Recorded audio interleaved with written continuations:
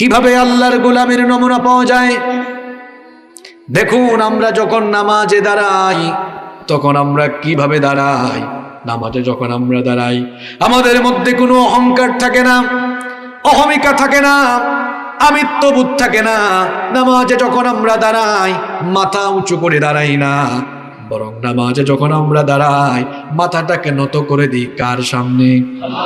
আস্তে বলবেন না, জোরে বলেন, কার সামনে? আল্লাহ তাআলা বলেছেন ওয়াকুমু লিল্লাহি কানিতিন,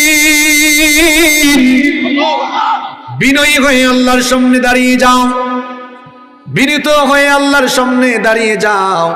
এই জন্য আমরা বিনয়ের সাথে যখন নামাজে দাঁড়াই তখন আমরা হাতটাকে কাঁধ বরাবর কিংবা কান পর্যন্ত এমন ভাবে উঠাই আমাদের এই হাত ওঠানোর দৃশ্য এটা যেন এটা প্রমাণ করে দেয় যেন আমরা গোলামের মতো মাথা নত করে আসামির মতো সারেন্ডার করে আমরা মাহবুদের সামনে দাঁড়িয়ে যাই।